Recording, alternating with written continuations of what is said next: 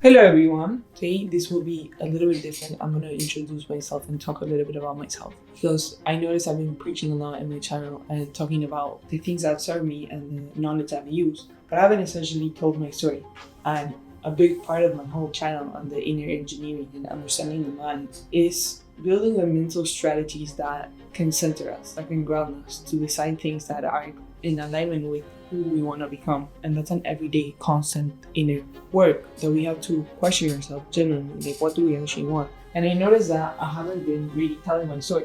And essentially growing up, I never felt like I had a story because I was so blurred because of the environment that I grew up in. Like other people around me, I didn't have a specific story I could pinpoint and people externally could refer to that. When we start to listen to the inner cues that we have, we can start to decode this creativity. I've always struggled to communicate. There was a lot of movement growing up through my parents' work. They had to move a lot, so I had to always adjust. From ages 0 to 7, we're in a theta state of being, meaning we're in hypnosis. So growing up, the environment around me was a little unstable. Even though anyone around me didn't do that on purpose, that's what I perceived. So I had to be always in protection mode, always sure that no one was going to step in my ground because I had to protect myself. So that's how I developed a lot of self-trust issues. I became resilient and independent. And that's something I'm super grateful of and I honor, and it's a strength of mine, but it can become a weakness when I overdo it, and that's my shadow. When I overdo it, I become very independent. I become very aggressive to the people that are trying to help me and trying to reach out because I have a very structured mind and not everything has to be rationalized with words. These are things that we all interpret growing up. And depending on our energy, depending on how sensitive we are, how much water we have in our chart, depending how expressive we are, how much fire do we have in our chart, how grounded are we, how much earth do we have in our chart, how communicative are we, how much air do we have in our chart. All of this synergetical combination is going to explain how you can fuel your own unique creativity within and start to structure it so you can explain it. And me, I kind of did that with my channel, and I'm doing that through other pursuits of creativity, but this is just my example. And we can all do this through many different lenses. I'm just sharing the things that have worked for me and what's coming out from within, so we can all inner engineer the ways that serve us. But yeah, let's all just combine our energies. And I'm gonna go deeper on my story. But essentially, growing up, I had a lot of instability. Who are we internally when we're not looking at ourselves from a storyline? Your mind operates in survival. For me, internally, growing up, I had a lot of fog because I'm very emotional. As I explained in other videos, I have my sun in Pisces in the 6th house. Now that, I know where to fuel all of this energetical, emotional life within me. Because that's my sun. It's the strongest force. So if I have that in Pisces, it means I'm very mutable with my emotions.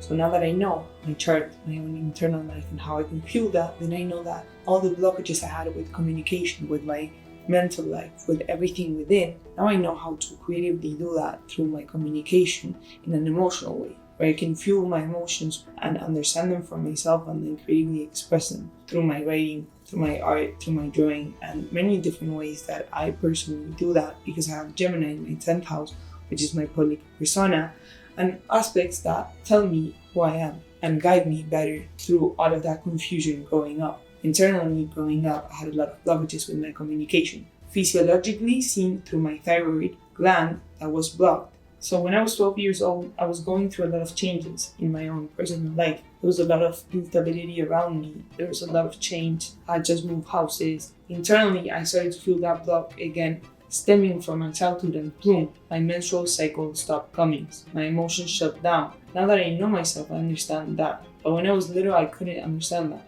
I was in the United States. My period stopped coming. I went to endocrinologist. My body felt weird. I started to work with it, and my period has been in flux since then because my body was conditioned and reconditioned and in autonomy. So this is just like the way that we have to start to understand, and there's many different things. But this is just an example of how communication can physiologically appear too. Because if you guys know, the throat chakra is connected with the thyroid gland. The thyroid gland is the one that produces the growth hormones. We need growth hormones to produce life, to produce offspring. We need growth hormones to stay in a homeostasis state of being, to grow. Personally, I'm not work in progress. Growing up, I felt a lot of instability within me. I didn't know who I was, and I'm still getting to know myself. That's all this is about. It's understanding you do have a voice internally, and me, due to the circumstances I went through growing up, I internally felt like I couldn't really say anything about my own head, because what can I pinpoint to if externally it looks like everything was okay? And it was. But internally, I didn't feel full. I felt like there was something missing within me. And I was just following everything externally. So this is just my path. It's just me trying to find myself, understand myself, and communication, understanding the different ways I assimilate thoughts, the different ways I can creatively put that in a drawing, or put that in a way where I can communicate my emotions, or transmute the collective unconscious into a creative art. This is not to preach, but this is just me sharing my own journey and the things that led me to be here. Because if you see my videos a year ago, I couldn't really communicate. I had to strengthen that. And it's just something physically I had to work with my communication. I had a lot of blockages physically with my communication. Because I moved so much, I also adapted different languages and different stuff. So there was a lot of fog in my brain. And I was blaming everything externally because I felt shaky. Once I started to know myself, I could start grounding myself and fueling the shadow into a creative pursuit. Fueling what's internal, what's unconscious. It doesn't have to be this dark thing. It can be this playful, creative thing when we learn to integrate it little by little using curiosity, compassion. Why did I have so many blockages growing up?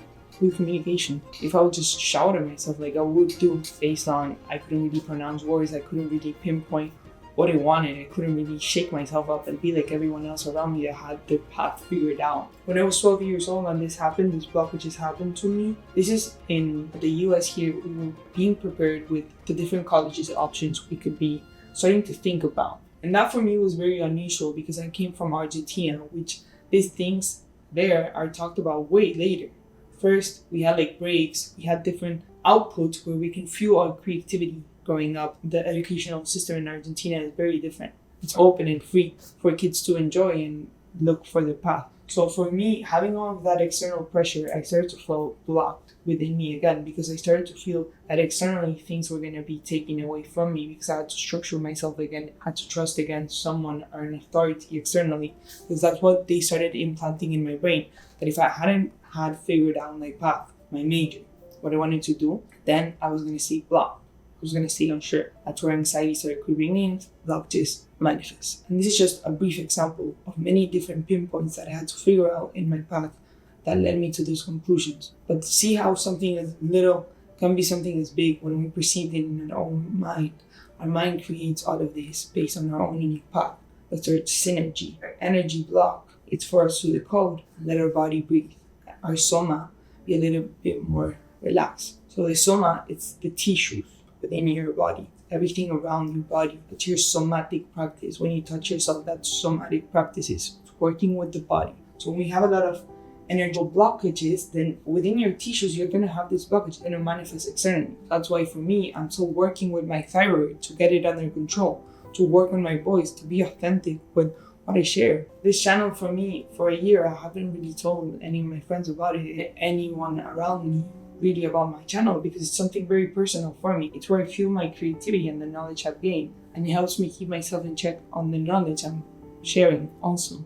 And I hope that if you're seeing that, you can also use this as a space for you to heal and find yourself. And I'm going to keep providing tools that are going to help us do so. And you can share your perspective, and we can all start to build a community, a network where we all help each other discover our own unique synergy. Our own heart has its own 40,000 neurons. It communicates with our brain. So when we evoke heart and brain coherence, we can harmonize our body.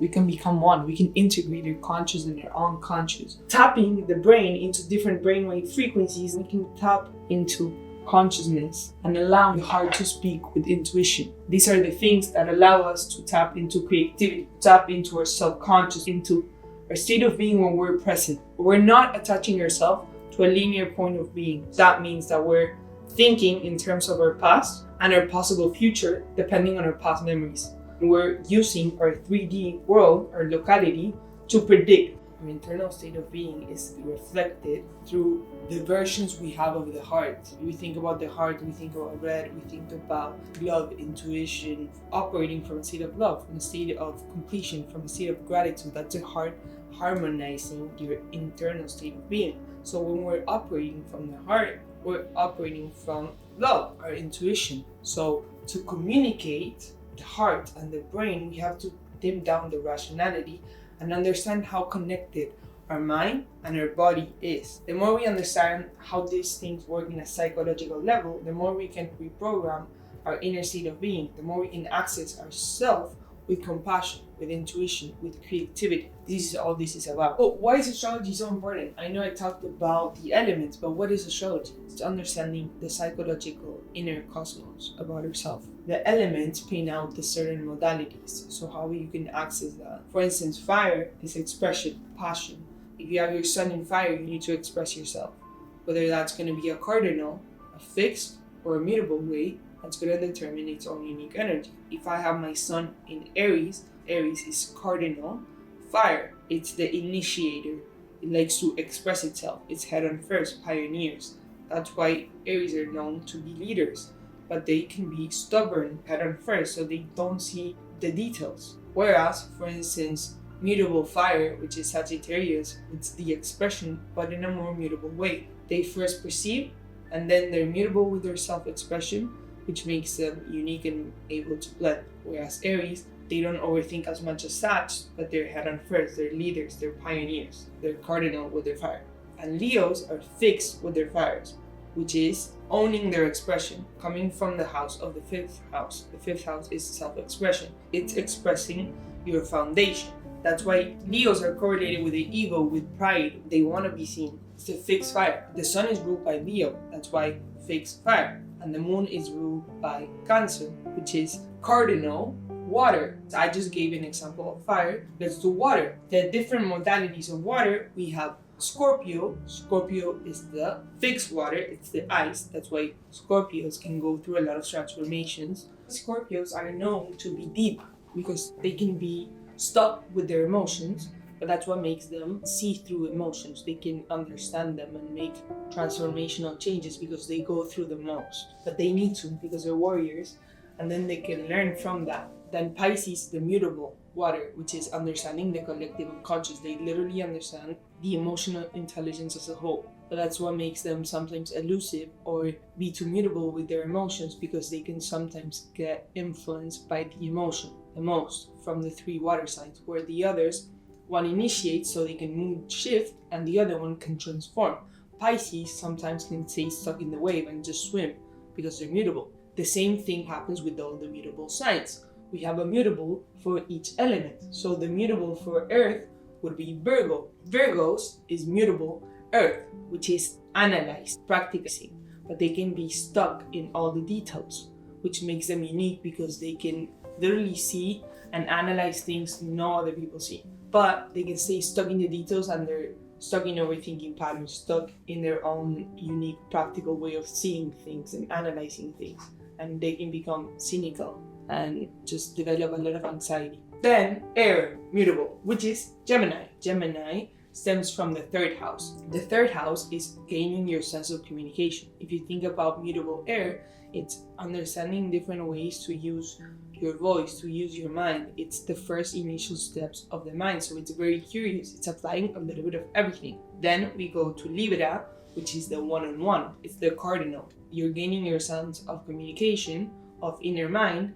Now you are communicating externally what you want. You're communicating your values. That's why Libra is ruled by Venus. Then we have Aquario, which Aquario is the third air sign, and Aquario is fixed air. They stem from the 11th house, which the 11th house is the collective mind. It's understanding all of the different ways of communicating and getting their own sense of communication, and they're fixed with it. That's what makes Aquarius weird and unique and pioneers, but in a different ways than, for instance, Leo. Leo, which is the opposite of Aquario, Leo are showing their form of self-expression. They're showing their fixed expression, their fixed fire. They're yang with their fire. Whereas Aquario, they're more, I don't care, like they're doing their own thing. and other people follow them just because they're unique. Whereas Leo can be a little more prideful with their form of self-expression, which they can be more in your face. But that's what makes them stand a little bit out and easier to get recognition. But sometimes Aquarius just gets that naturally because they have their own sense of communicating. It's just a different way. So the more we understand our modalities, the more we understand our different ways, then the more we can tap into our unconscious in a creative way and understand that we're so unique. And the more curious we become, the more we learn things about ourselves and about the world by ourselves, then the more we can tap into ourselves. If you have your sun, for instance, in Libra, that means that your actions, your ego, is mainly seen by you using a form of cardinal air, and whatever life situation you have your sun in is going to give you a better understanding of where you're using your ego, where other people are seeing you using your actions, and where you can start putting more your actions towards. That's astrology. It's gaining more self-awareness about yourself. It's your blueprint. It's not staying stuck into these and all into one archetype. It's understanding how it works, understanding like the practicality of it. And then the moon, wherever you have that in, is going to give you a better understanding of your own cycles, your own internal life. So for instance, let's say you have your moon in Taurus. Taurus is fixed earth. So what's fixed earth? They're fixed with their values because they're ruled by Venus, but they're fixed with their sense of practicality. They value things in earth. That's why Taurus deals with senses. They're known for being foodie lovers, or they deal strongly with the senses. They can tap into the senses more than any other sign because they're ruled by Venus, but it's earth Venus. It's the earthiness of Venus, so it's more applying the practical of life. Taurus is exalted in the moon, but if you have your moon in Taurus, that would mean that you value forms of either tapping into practical things, grounding, anything that can ground you. You value these things. You value physical things that you can see. That could be money, that could be food, that could be anything in earth that can ground you externally.